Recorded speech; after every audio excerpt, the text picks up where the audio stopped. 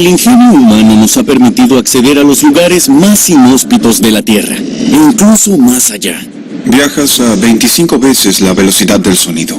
Orbitas el planeta cada 90 minutos. Es realmente increíble. Construir máquinas que nos permitan alcanzar las estrellas es tarea de la ciencia espacial. Es como un rascacielos lleno de combustible que avanza por la carretera. Esperamos algún día ver la imagen de un planeta similar a la Tierra orbitando alrededor de otra estrella. Estas máquinas son muy grandes, es una escala distinta, son enormes, son abrumadoras.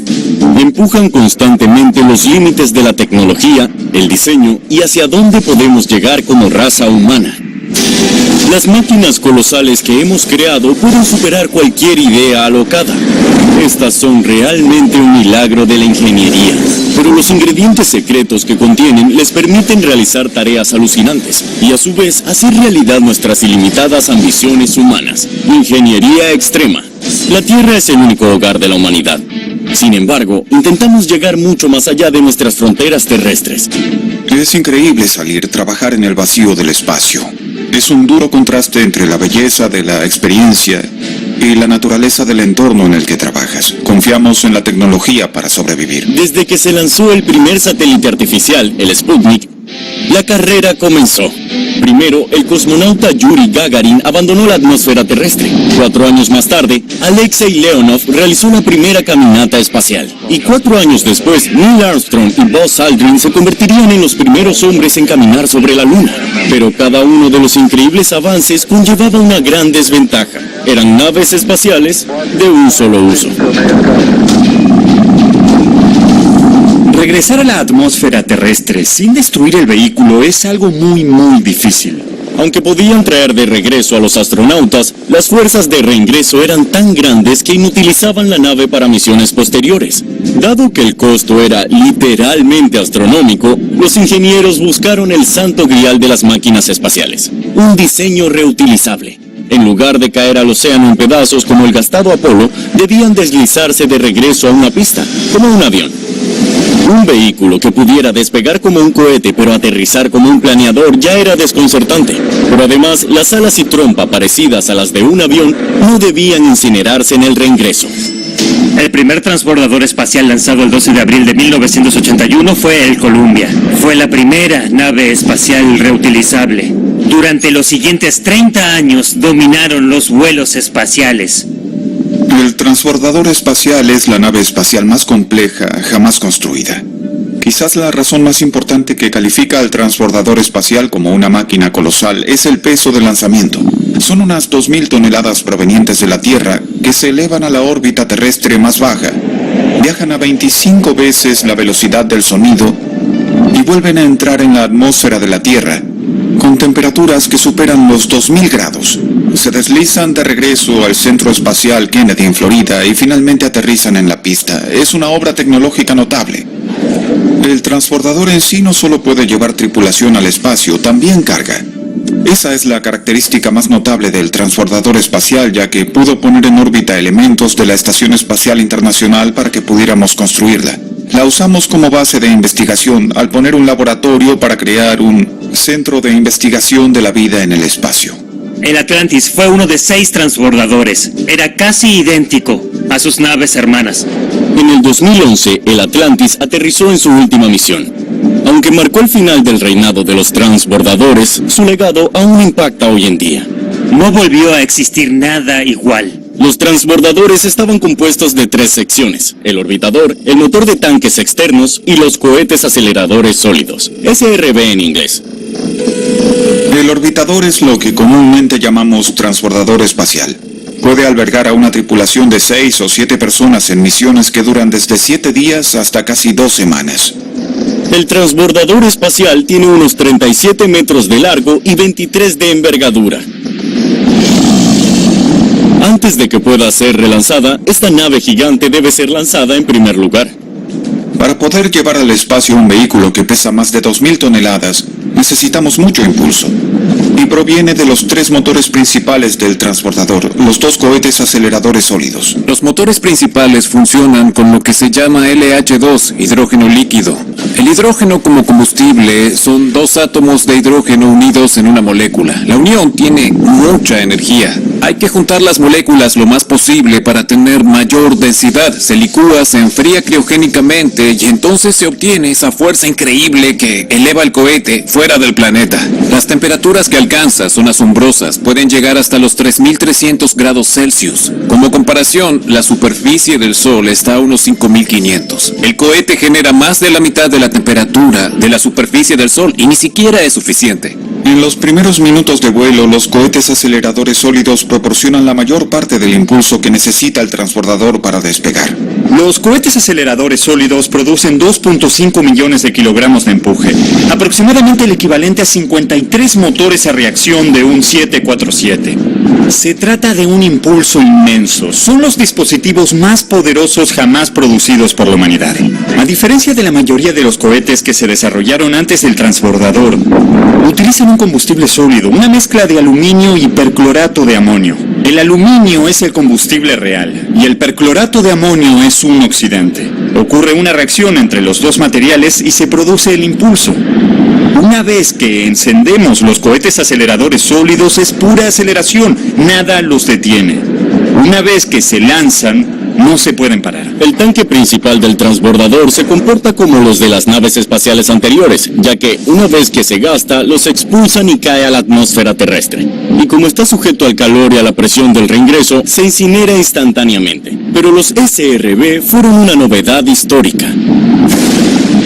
El elemento más notable de los cohetes aceleradores sólidos es que son reutilizables. Se separan del transbordador espacial a los 2 minutos de vuelo, caen de regreso a través de la atmósfera terrestre y aterrizan en el océano con paracaídas. Naves especiales los recuperan. La NASA tiene que ir a buscar los cohetes aceleradores sólidos para que puedan reutilizarse. Una novedad histórica aún más impresionante fue el orbitador. No solo es reutilizable, sino que en lugar de simplemente sumergirse en el océano después de reingresar, se desliza elegantemente hasta una pista. Pero, ¿cómo? Cuando se intenta reducir las velocidades orbitales a velocidades subsónicas en la atmósfera, se tiene que perder mucha velocidad. Y para eso se necesita usar la fricción con la atmósfera para reducirla. El problema de esa fricción es que se crea una inmensa cantidad de calor. Miles de grados. Si se usara un escudo de acero en la parte inferior del transbordador, se consumiría. Para que el transbordador no se desintegre, entra en juego otra obra de ingeniería única. Se llama sistema de protección térmica e implica dos aspectos. El primero consta de 27.000 losetas en la superficie inferior del transbordador. Las losetas de alúmina y sílice se usan para brindar protección térmica y sobre muchas superficies se utiliza una capa de borosilicato para protegerlas contra la degradación. El vidrio borosilicatado o vidrio de boro se ve comúnmente en laboratorios y entornos que requieren resistencia a altas temperaturas y a las roturas. Otro nombre común para este vidrio es Pyrex. Las losetas del transbordador espacial son básicamente un aislante. Evitan que el calor extremo pase hacia la estructura del transbordador espacial. Eso evita que se sobrecaliente, se ablande, se derrita y finalmente se deforme. Las naves anteriores generalmente usaban una lámina de escudos térmicos como los del módulo de comando del Apolo. Esos materiales se quemaban durante el reingreso, por lo que no podían reutilizarse. Sin embargo, las losetas del transbordador están diseñadas para 100 misiones. El segundo aspecto del sistema de protección térmica del transbordador involucra sus otras áreas particularmente vulnerables. La trompa experimenta un gran aumento de temperatura, así como el borde de ataque de las alas. Por lo tanto, esas áreas son críticas y se necesita usar materiales de avanzada para evitar cualquier daño térmico. El cono de la trompa y las puntas de las alas están hechos de un material llamado carbono-carbono. El carbono-carbono es un compuesto hecho con capas de tela impregnadas con resina en un molde. Las capas de tela luego se curan y solidifican y se pirolizan para convertirlas en un compuesto de carbono reforzado con fibra de carbono. Esto se hace comúnmente para fabricar carbón vegetal. En el proceso, la resina que se utiliza para revertir las fibras de carbono se convierte en carbono y por lo tanto forma un compuesto de carbono-carbono que es muy resistente a las altas temperaturas. Estos compuestos pueden calentarse hasta 2000 grados sin alterar sus propiedades. Son ideales para lugares más calientes. Cuando comienzas a reingresar en la atmósfera de la Tierra y miras por las ventanas de la cabina, Se ve un resplandor naranja que rodea la bola de fuego del transbordador al reingresar en la atmósfera. Es una experiencia increíble. Comienzas a sentir lentamente que la gravedad actúa de nuevo y a medida que la gravedad comienza a aumentar, tú te pegas a tu asiento. Es una experiencia notable cuando el transbordador espacial se desplaza en el Centro Espacial Kennedy en Florida. Las ruedas giran y tenemos la oportunidad de pararnos nuevamente en la Tierra. Sentimos el efecto gravitacional después de las misiones en el espacio.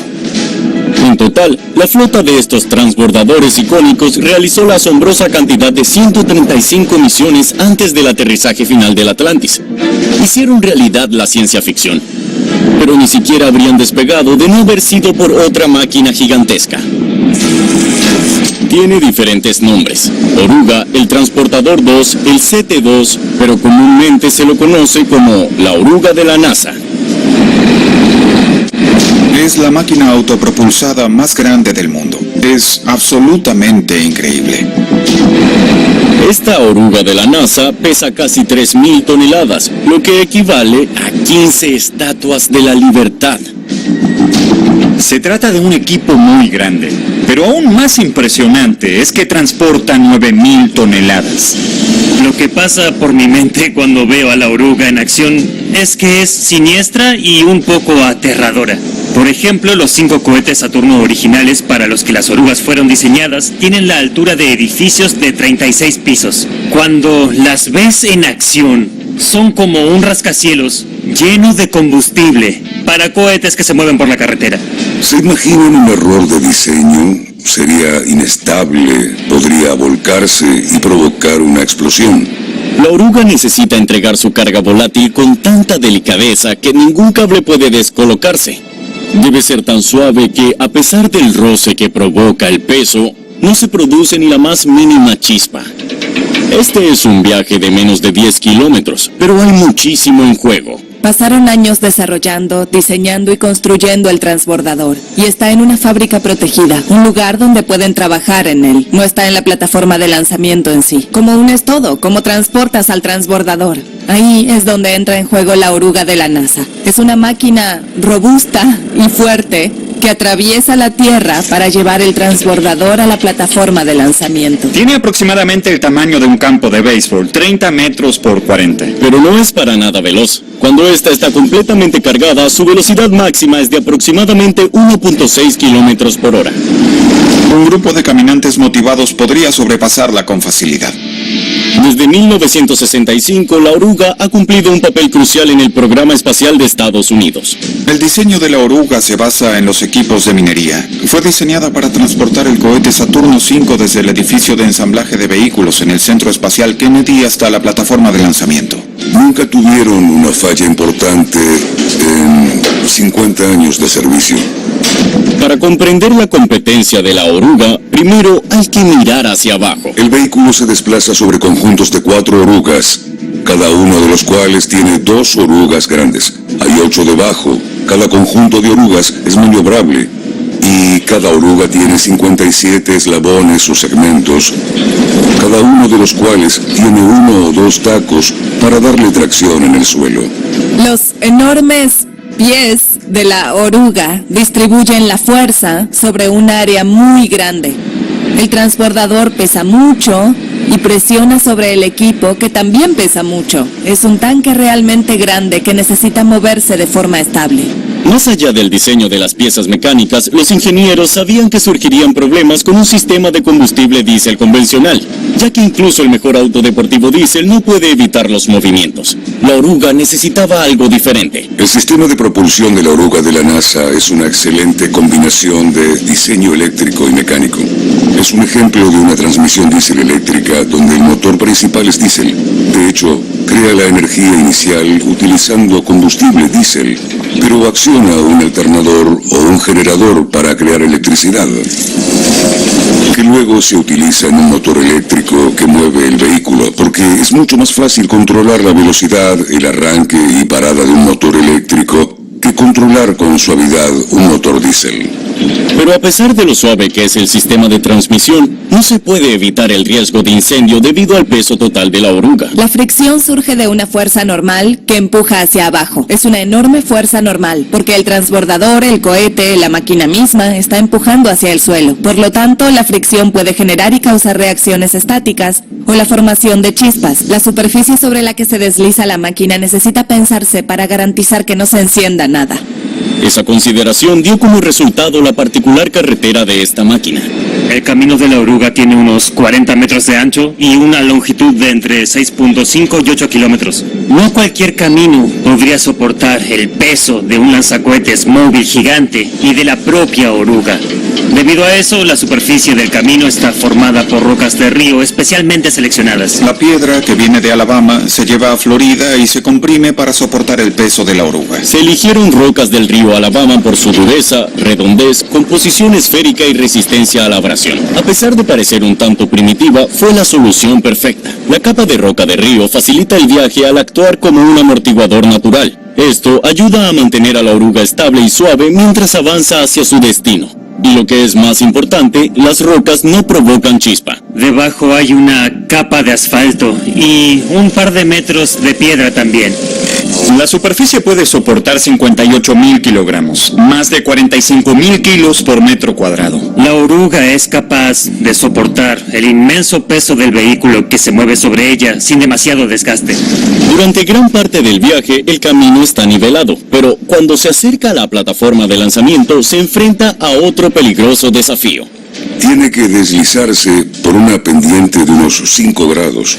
Es una pendiente significativa para un vehículo grande y pesado. El otro problema, además del requerimiento de potencia para subir la colina, es que no se puede inclinar el cohete 5 grados cuando el vehículo comienza a subir la colina. El ingrediente secreto que permite que la oruga se adapte al ángulo es su sistema JEL. El sistema JEL es un sistema de líquido hidráulico. Si está cerca de una obra en construcción y ves una excavadora, el brazo que sube y baja gracias a unos largos cilindros plateados, esos son cilindros hidráulicos. La oruga de la NASA usa cilindros grandes, pero son gigantes, porque tienen que levantar miles de kilos. Y tienen sensores muy avanzados para asegurarse de que el flujo de líquido que entra y sale esté cuidadosamente regulado. Es muy suave, no sacude el cohete en la plataforma de carga.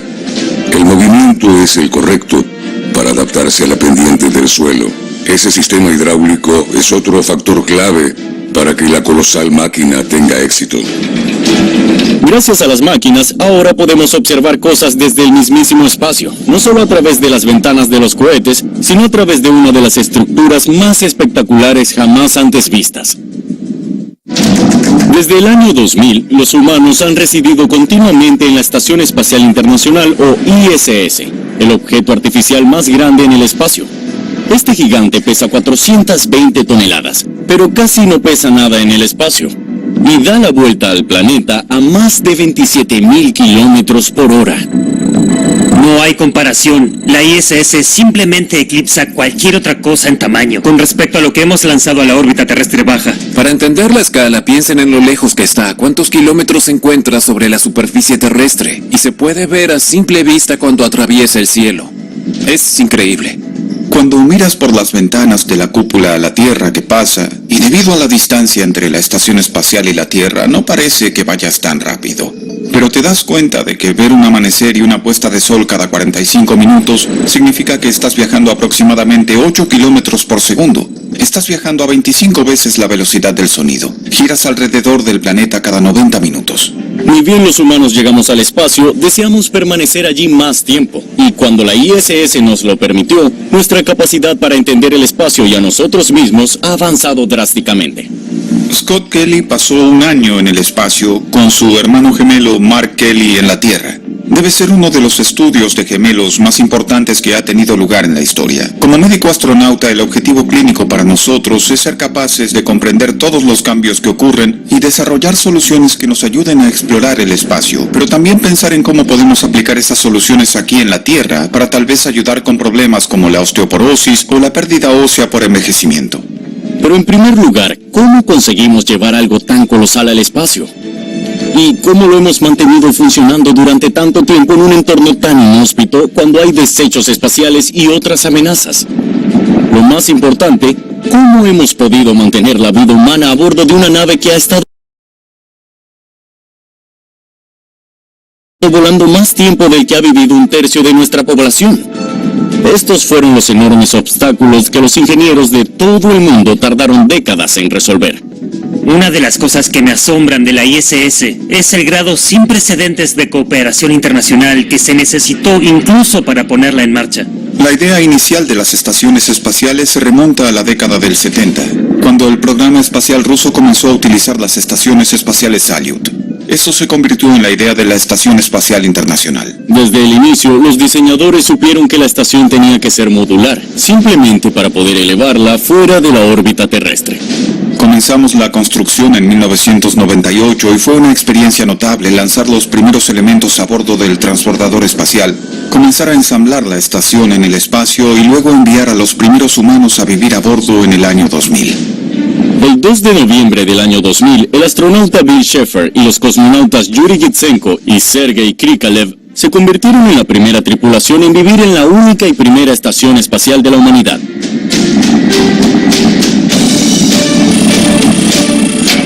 La ISS está compuesta de módulos presurizados.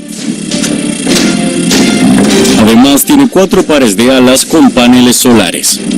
Todos estos elementos se mantienen unidos por una columna vertebral llamada estructura de armazón integrada.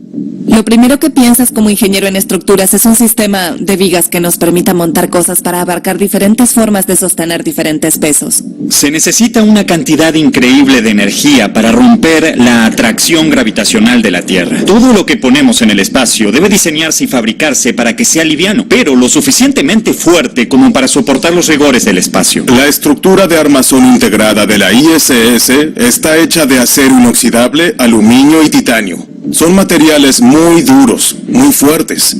Tienen propiedades únicas respecto a la resistencia a la corrosión. Lo principal es que las estructuras se crean en formas hexagonales. Esto permite la unión de otras partes de la ISS. Los materiales la vuelven muy rígida.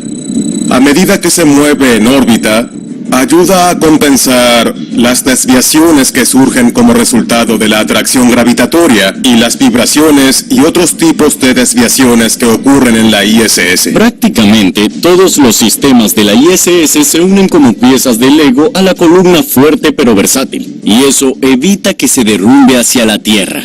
El sistema de guía, navegación y control de las estaciones espaciales internacionales necesita ubicaciones fijas para saber cómo orientarse. En el espacio no hay arriba, abajo, izquierda, derecha, así que usamos estaciones terrestres y satelitales para proporcionar información sobre cuál es la orientación actual de la ISS, y luego el sistema GNC se asegura de que la ISS tome la orientación correcta para que pueda mantener los paneles solares apuntando hacia el Sol y las comunicaciones con las estaciones terrestres y satelitales.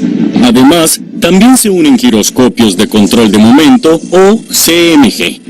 Los giroscopios de control giran a 6.600 revoluciones por minuto y pesan 98 kilogramos. Básicamente tienes una gran cantidad de masa giratoria a una velocidad alta. Y al cambiar el ángulo de la masa giratoria, podemos cambiar la posición de la Estación Espacial Internacional. Una vez que fijamos la posición de los giroscopios entre sí, la Estación Espacial Internacional mantiene esa orientación particular en el espacio. Si bien esas herramientas de navegación mantienen a la ISS en órbita, es otra hazaña hercúlea mantener las luces encendidas mientras avanza. Una cosa que abunda en el espacio es el Sol, y la ISS aprovecha esta importantísima fuente de energía.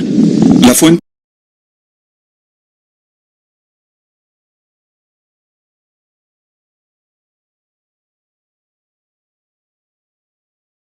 de electricidad de la Estación Espacial Internacional proviene de los rayos solares que brindan continuamente la energía del Sol y se convierte en electricidad que se almacena en baterías a bordo.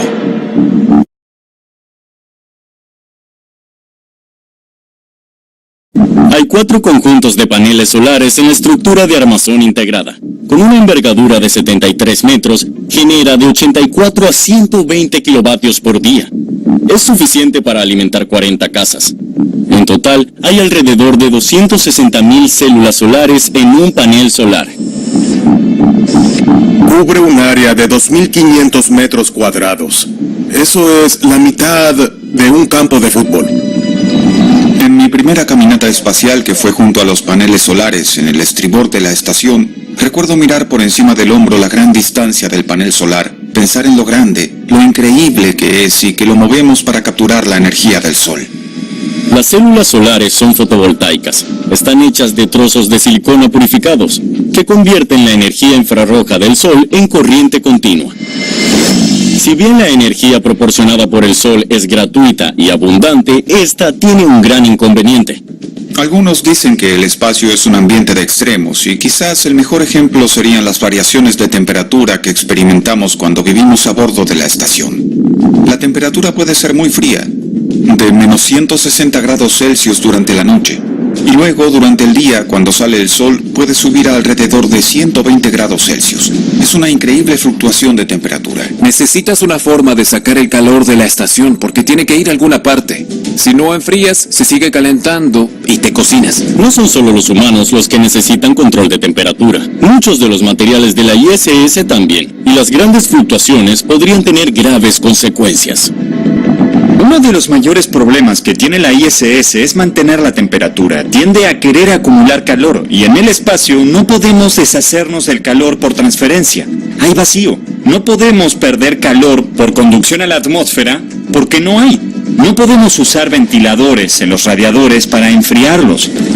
Para evitar un evento de calentamiento crítico, los ingenieros tuvieron que idear otro sistema especial para el entorno extraterrestre. Se llama Sistema de Control Térmico Activo Externo y usa radiadores para expulsar el calor del interior. El calor desperdiciado se elimina de 2 maneras, con placas frías e intercambios de calor. Dentro de las paredes de la estación espacial hay tuberías que contienen agua fría que fluye. Quieres que el calor interno viaje hacia las partes frías del exterior. El problema es que hace tanto frío en el espacio que si pones el agua afuera, se va a congelar. Entonces se usa un intercambiador de calor. Es un dispositivo bastante simple. Por un lado, tienes el agua caliente que pasa y está separada por metal a otro fluido que recibe el calor. Del otro lado, le ponen amoníaco. Y el amoníaco sirve porque no se congela hasta los menos 73 grados. Eso significa que puedes transferir el calor al exterior de la nave, donde puedes irradiar el calor al espacio exterior antes de que se congele y volver a ponerlo en la nave. Pero ese sistema presentó otro dilema para los ingenieros, porque depende del agua para impulsarlo. Y el agua es un recurso extremadamente escaso en el espacio. Durante la primera década de funcionamiento, la ISS recibió agua de la Tierra, que fue transportada al espacio en transbordadores a un precio exorbitante.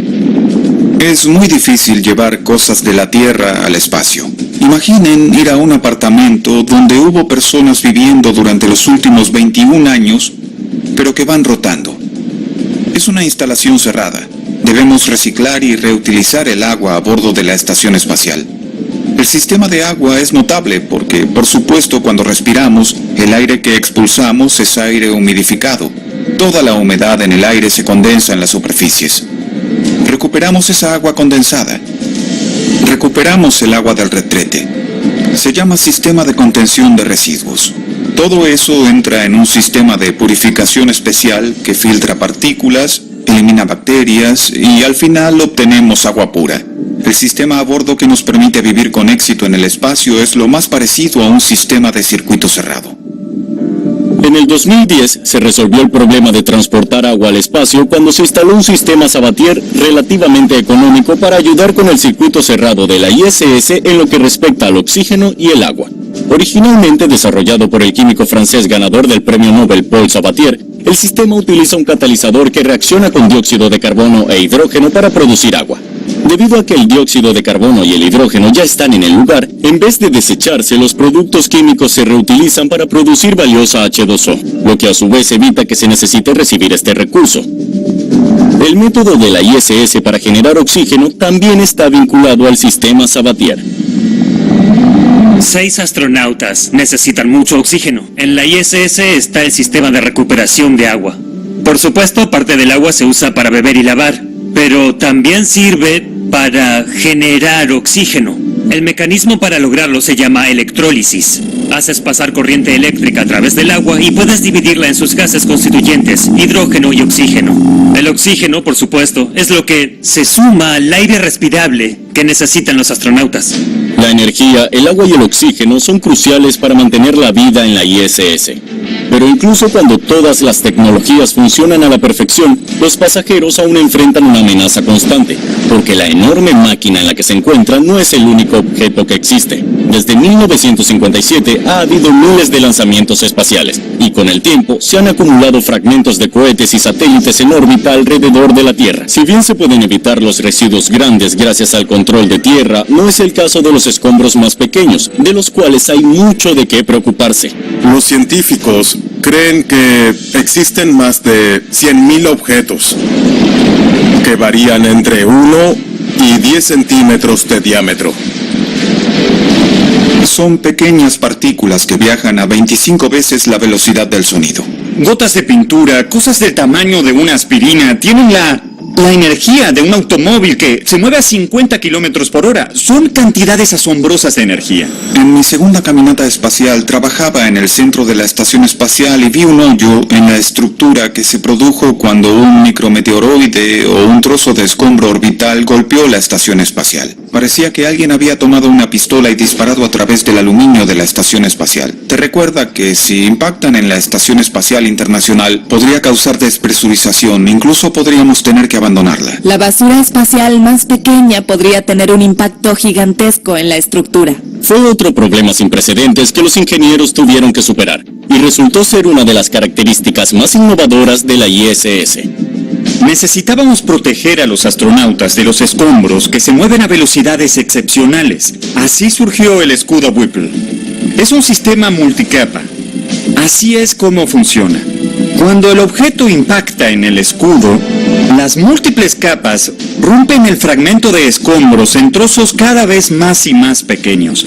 A medida que se rompe, el acto de romperlo a través de las capas provoca pérdida de energía. El objeto rompiéndose provoca pérdida de energía y con suerte, mientras el objeto viaja a través de las capas del escudo Whipple, nosotros disminuimos la energía, la gastamos, la absorbemos a través de la fractura que ocurre no solo en el objeto, sino en las capas. La idea es que para cuando llegue a la última capa, las piezas sean tan pequeñas que no atraviesen el escudo. El escudo Whipple convierte a la ISS en la nave más protegida del espacio. Pero si bien se ocupa de la pequeña basura espacial, ¿qué pasa con la basura normal que se genera en el interior? Uno de los problemas a bordo de la Estación Espacial Internacional son los residuos. ¿Qué haces con la basura? ¿Qué haces con ella? No hace falta decir que tratamos de reciclar siempre que sea posible, reutilizamos las cosas. Pero en los experimentos que se hacen en la Estación Espacial Internacional, hay equipos que fallan y tenemos que deshacernos de los residuos. Y no puedes sacarlos por la puerta. En ese caso se convertirían en escombros que podrían dañar los satélites o incluso la propia ISS. En general, los ingenieros espaciales siempre intentan minimizar el desperdicio de material, pero algunas cosas no se pueden reutilizar, recuperar ni reciclar. Lo que hacemos es salir de la Estación Espacial Internacional en la cápsula Soyuz o en una Crew Dragon. Tenemos un compartimento trasero donde ponemos los desechos y a medida que descendemos hacia la atmósfera, expulsamos los desechos y los arrojamos al espacio. Los volcamos a una altitud lo suficientemente baja como para saber que van a reingresar a la Tierra. La Estación Espacial Internacional se mueve a 28.000 kilómetros por hora. Los desechos se mueven a la misma velocidad. Entonces, cuando empiezas a interactuar con la atmósfera, creas mucha fricción. Básicamente, la basura se mueve tan rápido que cuando impacta en la atmósfera, las fricciones generan calor y entonces convertimos los desechos en cenizas y pequeños trozos que se quemarán y se dispersarán en la atmósfera. Es probable que los astronautas utilicen este medio espectacular de eliminación de basura durante muchas décadas más, ya que nuestro deseo de exploración espacial no muestra signos de desaceleración. Cuando vemos la ISS en el cielo, recordamos que hemos sido capaces de lograr este objetivo de forma colectiva. De hecho, fue mirar al cielo lo que hizo que nos interesáramos en el espacio en primer lugar. Y, con el tiempo, cuanto más queríamos saber sobre la Tierra, más profundamente necesitábamos observar la galaxia para comprender nuestra historia. Pero a medida que construimos telescopios más grandes, también enfrentamos mayores desafíos para calibrarlos. Los telescopios terrestres son un ejemplo de que las leyes fundamentales de la física son las que nos impulsan a inventar y construir máquinas cada vez más grandes. El telescopio VLT es una máquina gigantesca con tecnología de punta. En lugar de ser una estructura única, se trata de un conjunto de telescopios que consta de 8 instrumentos, y todos trabajan al unísono. Se tuvieron muchísimas consideraciones para que el VLT tuviera éxito, comenzando por el lugar donde se construyó. Aunque es propiedad y está operado por el Observatorio Europeo Austral, fue construido en Sudamérica. El VLT es uno de los telescopios ópticos más avanzados del mundo. Está ubicado en el desierto de Atacama, en Chile, estratégicamente ubicado en el Cerro Paranal, debido a la gran altitud y al aire seco de las montañas, que proporcionan las condiciones óptimas para las observaciones astronómicas. La construcción comenzó en 1991 e hizo sus primeras observaciones en 1998. El VLT ha realizado descubrimientos notables, incluidas varias novedades científicas importantes, como la primera imagen directa de un planeta extrasolar. Cuando tratamos de ver el espacio, queremos recolectar tantos fotones como podamos. Cuanto mayor sea el área de recolección, más luz podremos capturar, más resolución conseguiremos. El diámetro del telescopio es muy importante. Queremos maximizar el diámetro tanto como sea posible. Al igual que el telescopio reflector de Isaac Newton, utiliza espejos para maximizar el diámetro. El VLT es gigante. Está compuesto por 4 telescopios principales, cada uno de los cuales tiene un espejo principal de 8.2 metros de diámetro. No solo eso, sino que tiene 4 telescopios auxiliares móviles, cada uno de los cuales tiene un espejo de 1.8 metros de diámetro. Los telescopios son tan precisos que pueden ver el equivalente a una tableta a la distancia de la Estación Espacial Internacional. Cada uno de los espejos principales de los 4 grandes telescopios de 4 unidades tiene solo 17.5 centímetros de grosor, pero pesa alrededor de 23 toneladas. Estos valiosos vidrios están alojados en estructuras de 25 metros, la altura de un edificio de 8 pisos. La primera vez que se usaron juntos fue en febrero del 2018. Pero aunque hemos usado espejos y telescopios desde que Newton lo hizo por primera vez en 1668, los espejos de última generación del VLT presentan nuevos desafíos. Los espejos más anchos ayudan a capturar más luz, pero tienen una batalla constante con la gravedad que los distorsiona. Uno de los problemas con el espejo es que es grueso, pesado y retiene mucho calor. Si tomo el telescopio de mi cálida casa y lo pongo afuera en una noche fresca, como el espejo está tibio, la superficie exterior se enfría y hace que el espejo se deforme y cambie de forma. Cuando tienes un espejo de 23 toneladas, quieres asegurarte de que no se deforme con los cambios de temperatura porque llevaría días cambiar la temperatura. Usamos un vidrio especial llamado Zero Dur. Es un vidrio que tiene un bajo coeficiente de expansión térmica. Eso significa que cualquier cambio en la temperatura del vidrio no hace que cambie de forma y reduzca la capacidad de enfocar objetos. Aún más crítico que el vidrio Zero Dur es el revestimiento de la superficie, que debe ser lo más reflectante posible para captar la luz a miles de millones de años luz. Para poder mantener la precisión, no puede sufrir el más mínimo rasguño. Sin embargo, también debe ser lo más delgado posible para no agregar peso ni posibilidades de distorsión. La superficie reflectante que enfoca la luz es una capa de aluminio de solo 80 nanómetros de espesor. Es tan delgada que una sola bacteria sería 10 veces más grande. Increíblemente, la superficie solo pesa 12 gramos. La luz que ingresa en la abertura del VLT rebota en una serie de espejos y luego se redirige a uno de varios instrumentos especializados que registran los datos para su posterior análisis. Desafortunadamente, los materiales especiales utilizados para el revestimiento no son suficientes para lidiar con otra amenaza a la precisión del VLT, nuestra propia atmósfera. Como astrónomos aficionados, es posible que hayan salido por la noche mirando hacia el cielo nocturno y notado que las estrellas parpadeaban. Bueno, el centelleo es un gran problema para los astrónomos porque significa que hay inestabilidad en la atmósfera.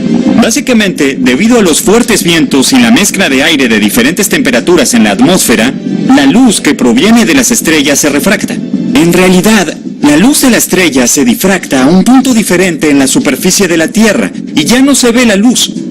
Luego, cuando regresa la estabilidad, vuelves a ver la estrella. El centelleo es un verdadero problema para los astrónomos porque hace que las estrellas o planetas se muevan con respecto a los ojos.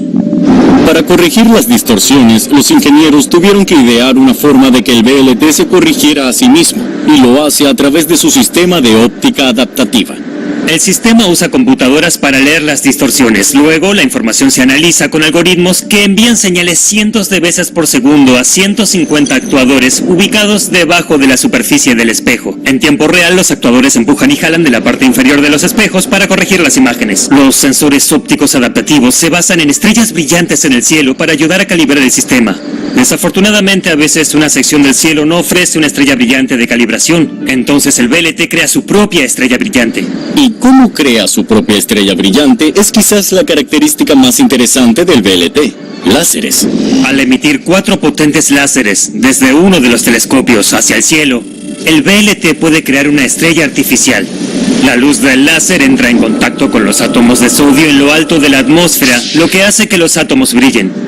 Eso crea una estrella instantánea que las computadoras pueden usar para calibrar el sistema óptico activo. Los 4 telescopios principales se pueden activar al mismo tiempo, lo que permite a los astrónomos ver con 25 veces más detalle que con los telescopios individuales. Una vez calibrado, el VLT entra en acción. Usando una serie compleja de espejos subterráneos en túneles, las ondas de luz de los telescopios de 4 unidades se pueden combinar entre sí. Es una técnica llamada interferometría. Permite que los telescopios combinados tengan una resolución equivalente a la de un solo telescopio, cuyo tamaño de espejo es igual a la separación de los telescopios, equivalente a un tamaño de espejo de 100 metros o más. Con el interferómetro VLT activo, los telescopios pueden lograr una resolución de milisegundos de arco, lo que equivale a la capacidad de detectar un par de faros de automóvil en la Luna. Pero no son solo los 4 telescopios unitarios de 8.2 metros los que se usan juntos. Los VLT para telescopios auxiliares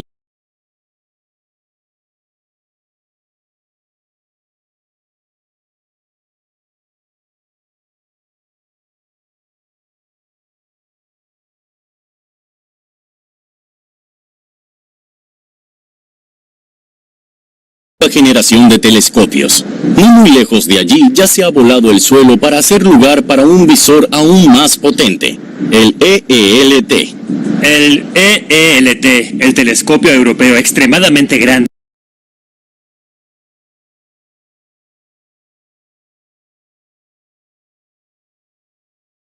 está en el horizonte. Está programado que entre en funcionamiento en el 2025. Incluso con la interferometría, lamentablemente aún no tenemos la mayor capacidad de recolección de luz que ofrece un espejo mucho más grande. Por esa razón, estamos buscando pasar del tipo de telescopio de 10 metros que hemos construido ahora a telescopios con espejos que tienen varias decenas de metros de ancho. Por ejemplo, el EELT está diseñado para tener un espejo principal de 40 metros de ancho, lo que le dará entre 10 y 20 veces la capacidad de captación de luz del telescopio óptico más grande del mundo. No solo eso, sino que las imágenes serán 16 veces más nítidas que las del telescopio Hubble. El EELT les dará a los astrónomos la oportunidad de comprender la materia oscura y la energía oscura. Para mí, como científico, lo que más me atrae de estas máquinas es cómo nos permiten lograr una comprensión fundamental del universo y de las leyes que lo gobiernan. Aunque hemos estado fascinados con el espacio desde tiempos inmemoriales y solo fuimos allí por primera vez el siglo pasado, parece que este milenio será el de la exploración astronómica. Con la nueva información del VLT, el EELT, la ISS y las naves espaciales de última generación, nuestra comprensión del universo seguirá creciendo. Lo que esperamos algún día es ver la imagen de un planeta similar a la Tierra orbitando alrededor de otra estrella. Eso abriría la posibilidad de que haya vida en algún otro planeta del universo y respondería a preguntas fundamentales como ¿estamos solos? Una de las cosas que me encanta decir sobre el programa espacial es que tomamos la palabra imposible y nos deshacemos de ella. Nos deshacemos de las letras I y M y volvemos posible lo imposible.